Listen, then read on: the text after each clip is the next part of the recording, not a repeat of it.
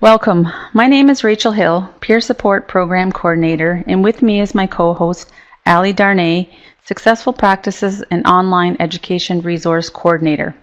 In the next 30 minutes, we'll be sharing some activities, lesson plans, and resources submitted by our peer support educator mentorship participants on what they are doing to celebrate National Indigenous Peoples Day and Indigenous History Month. Ali and I have also included some resources we have found we thought might be helpful. First, we'll start out with a really great lesson plan submitted by one of our mentors, Danita Lewis. Danita is a First Nations language and cultural teacher in School District 72, Southgate Middle School in Campbell River, BC. This lesson plan includes 5 40-minute lessons and could be modified for any grade level. Now, when I saw this lesson and some of the others that we're going to look at, I wished I had access to teaching material like this. In teaching my grade 5 and 6 class, I wanted to look at our Indigenous peoples in the West. Now, I'm very familiar with our Haudenosaunee traditions, but I didn't really know anything about Dene or Cree, so I shied away from teaching this because at the time, which was 12 years ago, I didn't feel confident enough to do so. So in looking at some of these lesson plans, I know I would have felt much more comfortable, and that's what our aim is for you today. So this lesson looks at timelines, oral traditions, balance, the medicine wheel, plants and their usage, and the grandfather teachings. Students end by making a spirit rock, choosing an animal symbol that represents them, drawing their symbol on their rock, and write one word that the symbol represents. The example used in the lesson plan is a turtle to represent staying true to your path, and when you lose your way, you hold your spirit rock for guidance and strength. Day 5 of this lesson plan includes students making a medicine leather bag. The lesson plan can be found in the K-12 Institute just by clicking on the link provided. Now, another great resource Danita has recommended is Living Tradition. This looks at, and I'm not even going to try to pronounce it, the First Nations Canada of Pacific Northwest Coast, focusing on the history of the potlatch band, and the Umista Cultural Society collection of masks and ceremonial regalia. Under the Education tab, you'll find 10 lesson plans complete with links to the resources, Blackline Masters, audio, and film clips. This again is a great resource when looking to learn and teach about First Nation peoples on the Northwest Coast. And I'm a prime example. I'm Mohawk from Six Nations, but I have no idea how to speak or say some of the words in the West Coast. So Danita also had forward a few YouTube videos that were recommended for her school district. The first one here is, it's a short about 2.5 minutes video with Inuk journalist Aussie Michelin discussing the various terms used when referring to Indigenous peoples. And the second one here, Justice for Aboriginal Peoples, It's Time. This 6-minute video discusses the pre-contact of Indigenous peoples in North America, and then it moves forward to talk about the contact period. So these are a few that you might want to have a look at. Now this I was really thankful Danita submitted as well. These were some additional ideas for her school district. So you can invite an Indigenous guest speaker or an elder in, invite local Indigenous dancers and singers, field trips, display of items like treaties, art books. Now, pen pal with an Indigenous school. I wanted to share a story with mine. When I taught grade 5-6, we pen palled with a grade 5-6 class in Wikwimikong, which is in Manitoulin Island in Northern Ontario. This is where I did my first year of teaching, was up there. And I always stayed in contact with them. So we pen pal, like I said, with the grade 5-6 class. Now for you who are not familiar with these territories, Wiki is about a 7 to 8 hour drive from where I was teaching in New Credit. We exchanged letters once a month, and throughout the year we fundraised enough to take a bus to visit our pen pals in Wiki. It was a great experience. My students had the opportunity to visit another reserve that was much different from theirs. We spent the day at the school doing various activities. Our pen pals prepared a big lunch for us, and community members even came out to meet us. It was a really, really fantastic day. And on the way home, we stopped and visited the Science Center in Sudbury. It was a great 3-day trip. Another one I want to point out on here is the Learn About Indigenous Heroes and Their Contributions to Canada. A great resource for this is Inspire's Role Models for Indigenous Youth. That's available in the K-12 Institute, and here you can see the link provided. In this lesson, you'll learn about the Inspire Awards and be introduced to Indigenous role models, arts, and the media. Now the next one here is one we had looked, or Ali and I had looked at from Historica Canada, and it's an Indigenous Perspective Education Guide. Now this guide's aligned with the current Canadian curriculum, and it's produced for the use in middle and high school history and social science classrooms. There's a Treaties in Canada education guide, residential schools. The Indigenous Veterans section has some great audio clips, and there's a section on arts and culture, and each of these have supporting documents that can be downloaded into a PDF file. Another great resource. This next one, the First Nations, Métis and Inuit Education Association of Ontario, we have our lesson plans and resources here, and I'm going to let Ali speak a little bit about this.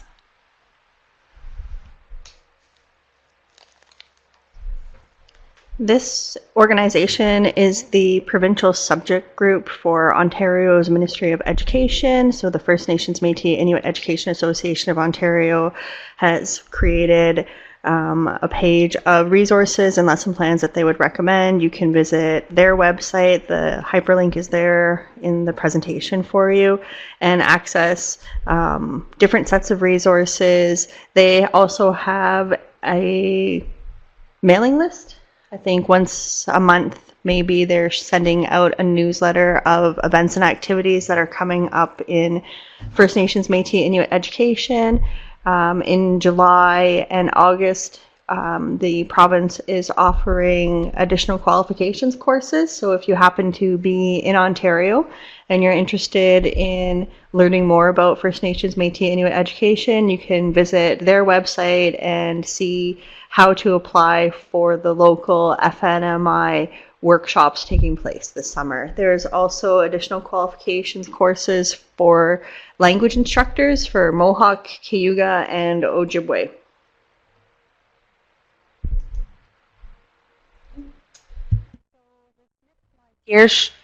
So this next slide here shows two primary junior resources shared by Maurice Hanna, who is one of Peer Support's mentees in Scarborough, Ontario.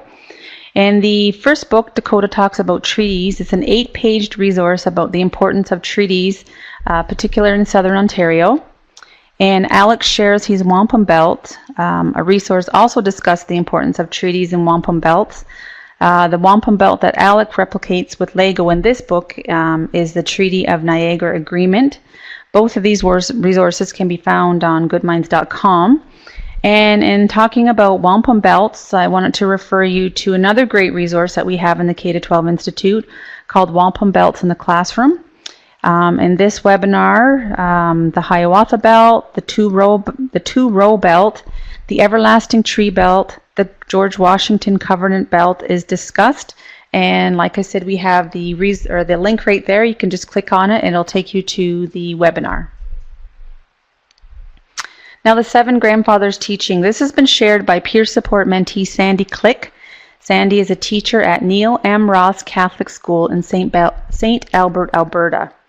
So their elders, Edna and Ella Arkand, shared with them the 7 Grandfather Teachings. These teachings represent their values, which they strive to live daily in their families and communities in Alexander, BC. They worked with Edna and Ella to share their teachings as 2 lessons. And again, we have the link there where the lesson can be found in the K-12 Online Resource Center. These lessons are designed to have students, parents, and or staff learn about the 7 Grandfather Teachings and decorate a rock as a gift for one person who has taught you the value of one teaching and helped you to live that teaching in your life. On this slide, you'll see a few hyperlinked places. So the lesson plan is there directly for you. We keep referring to the K-12 Institute Online Resource Center. For those of you who may not be that familiar with our website, this is a section where you can visit and access a variety of items that you can use in your classroom or you can use in your planning for the year. And we have the webinar section, which is where this recording can be found. We'll post it there along with any related lesson plans, so you'll be able to just click the links and find the materials you're looking for.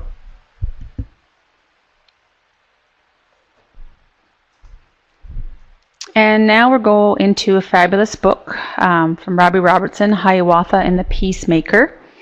So Hiawatha and the Peacemaker is an outstanding picture book that explains the essential knowledge about the Haudenosaunee Great Law of Peace. It's retold for readers in grade 4 and up, but of course you can always modify anything. Any teacher knows that. So this is from Six Nations, our own Six Nations musician Robbie Robertson, and he teams up with American artist David Shannon. They illustrate an account of the journey of Hiawatha and the Peacemaker, who brought the message of peace, power, and righteousness to 5 warring nations, Mohawk, Onondaga, Cayuga, Seneca, and the Onondaga. And later in the, I don't know the exact year, in the 1700s, came Tuscarora joined as well. So this is a really good book. We actually gave this one out at the National Gathering for Indigenous Education back in 2017 or 2016. So both years, yeah. So both years we gave out copies of these. So if you were a peer support participant, you should probably have one of these. And if you're a peer support program participant and you share a lesson plan with us, we might have an extra prize for you. So feel free to send any lesson plans that you may have developed for Hiawatha and the Peacemaker. For Hiawatha and the Peacemaker, you can email them to Rachel. We'll see what we get by the end of summer. So we've got summer to get this one done, and in September we'll announce our surprise. Okay, so the next one is Spirit, Bear, and Children Make History, which is a really, really nice resource that Ali is going to speak to. So this is a children's storybook that was published by the First Nations Caring Society. It has been submitted to Successful Practices, showcasing strategies that work, and has been verified by a committee of Indigenous educators that this is a resource to use in your classrooms. It tells the amazing story of the fight for First Nations children's human rights, all the way up to the Canadian Human Rights Tribunal. And the First Nations Caring Society is also happy to announce that they have produced a learning guide to go along with Spirit, Bear, and Children Make History. You can access both of these resources through their website. There is a small fee to purchase Spirit, Bear, and Children Make History. But it's a great resource and one that we would recommend you consider for your classrooms, and a very powerful story to share with children.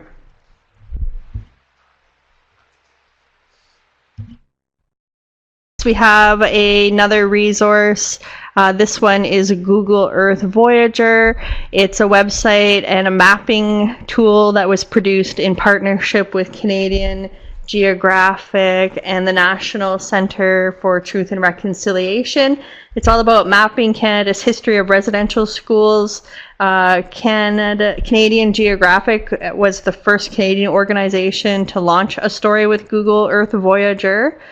You can visit the website and take a look around at residential schools across the country and short stories that go along with different locations. A nice interactive tool to use with your high school students.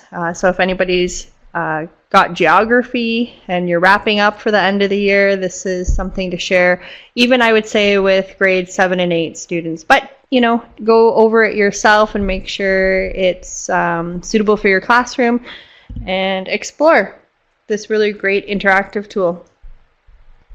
This is another project by Canadian Geographic in partnership with the Royal Canadian Geographical Society.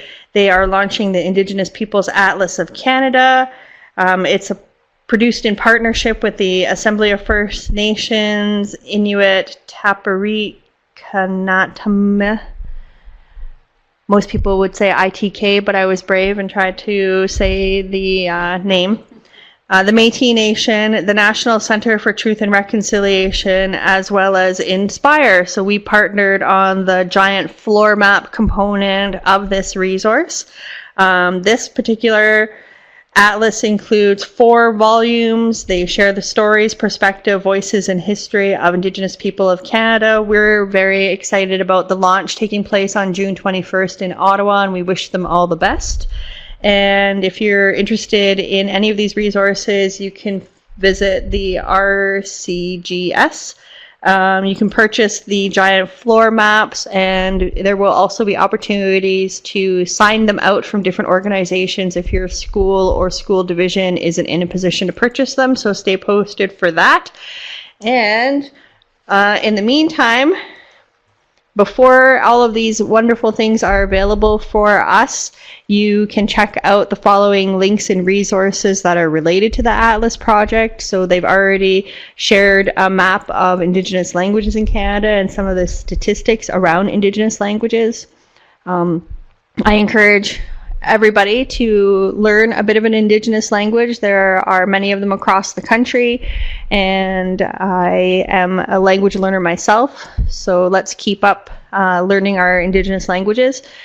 There is the residential schools map. There's going to be the 60s Scoop, adoptees, Métis homeland, and just some really fantastic resources for you to learn more about First Nations, Métis, and Inuit people in Canada.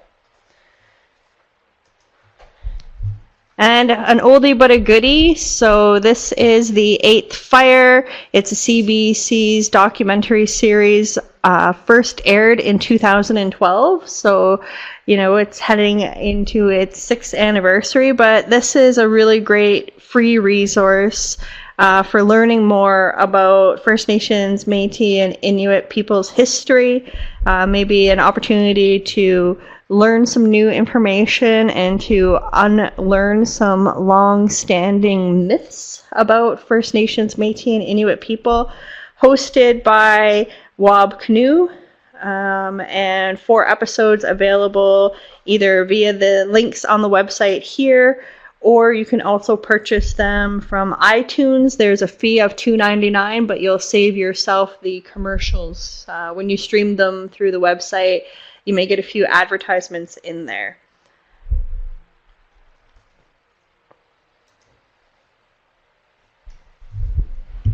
And next we have the Government of Canada website, which I have to say I spent a couple hours looking at because I really thought there was some useful resources on here. On this link, we'll give you a good background on National Indigenous Peoples Day. I always want to keep saying National Aboriginal Day because that's what I grew up with it being called. Or Solidarity Day. Yes. For those of us who are of that generation that remember it being Solidarity Day. Yes. So it gives a background. What is National Indigenous Peoples Day? What led to the creation of National Indigenous Peoples Day? And I really like they had a section on there titled How to Plan for National Indigenous Peoples Day. They list traditional activities such as community feasts, storytelling, arts and crafts. They have activities for schools and youth, inviting an Indigenous guest speaker, singer, performer, field trip to local Indigenous sites and friendship centers. And they even have a section there called Community Events for Indigenous and Non-Indigenous. So community breakfasts, barbecues, organize a walk on a historical trail. And this is very similar to what Danita had submitted to her school district in the beginning of the webinar. And so there are a number of schools across the country who will be in class at this time and will be doing activities at their local schools. But there are also schools that will have this day off as a PD day or as another type of day for students, and they may be going to local community events. So I know for our area, the Niagara Regional Native Center and the Fort Erie Native Friendship Center are both having day-long celebrations. There will be different learning opportunities. There'll be speakers and storytellers, drummers and singers. There is also going to be cultural competency training. So there are plenty of opportunities to carry on the learning both inside and outside of the classroom. And on the website there as well, it shows a lot of events and celebrations taking place across Canada. Now, to celebrate National Indigenous Peoples Day, that I still want to say it, the Government of Canada is pleased to offer a number of free promotional resources and as well as fun and educational activities for children. The Celebrating Indigenous Peoples in Canada activity guide I really liked. It's free, it's available, you can download it in a PDF file. It has trivia games, crafts, it has a mystery message, spot the differences, bracelet braiding activity, miming games, word searches, connect the dots, and it even has a classic fry bread recipe. I still am not the greatest fry bread maker, but we call them scones here. But I'll get there one day. So you can download a full colorful PDF version. And I'm looking at this, I would say it's suitable for maybe K to 6, but again, you can modify it for any age group, I would say. Now, the next tab on here, which I really liked, was called Kids Stop. And it has games and activities, stories for youth and educators to learn about Indigenous peoples' culture, history, and languages. There is a read and listen section. It has a variety of stories accompanied with some great activities. There's a learn about section. Find fact sheets and activities, and that's for about ages 8 to 11. Some of the topics they had were First Nations music in Canada, stories the totems tell, Arctic winter games, discover Inuit art. There's several more. I just thought I'd highlight a few. There's a section called Play, and they have fun games and activities, including a memory game and a great exploring Turtle Island game. I was really excited about these because some of these are primary and that was my specialty. And it has a great section on Did You Know?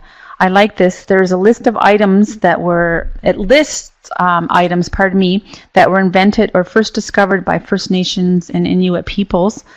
For example, the pine treaty. Pine trees were first used by First Nations to make a tree that helped Pine trees were first used by First Nations to make a tea that helped relieve coughs. Many cough syrups today still use that same ingredient. And spruce gum. First Nations discovered the first chewing gum, which was collected from spruce trees. So I thought those would be interesting facts for students to know. There's also a section called Teaching Resources, and that's where I found the learning circles, classroom activities on First Nations in Canada. So this is organized into thematic units, each with its own teaching activities. The units are designed to give teachers and students simple but effective exercises, projects, and activities that will encourage students to learn about First Nations. Educators can follow some of the exercises as standalone units, or they can integrate them into their existing curriculum. This lessons are available in 4 age categories: 4 to 7, 8 to 11, 12 to 14, and 14 to 16. And what I liked about this is everything's there for you. The background, the unit, the lessons. I know if I were teaching now, I would want to stop here and have a look at it because everything's right there for you. And so we're going to end off by showing you some of the ways that some of the peer support participants were celebrating. So mentor Aaron Reed with the Edmonton Catholic Schools, the Aboriginal Learning Services, shared every school in Edmonton, both Catholic and public, to attend one of the days programming of Edmonton's Indigenous Peoples Festival.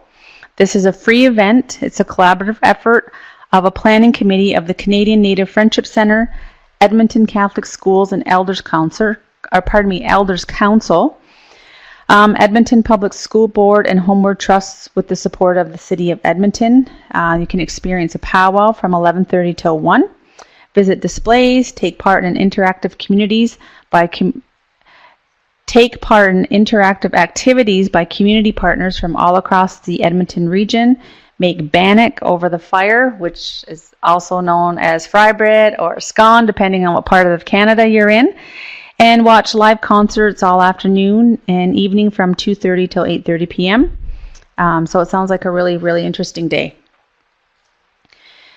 And finally, I'm ending off with an agenda that was submitted by Deanna Nikan, one of our mentors at Ecole Dr. Knox Middle School in Kelowna, BC. And this, I just thought I'd share their agenda on how they're celebrating National Indigenous Peoples Day. Just in case you're looking for ideas of what to do, you can have a look here.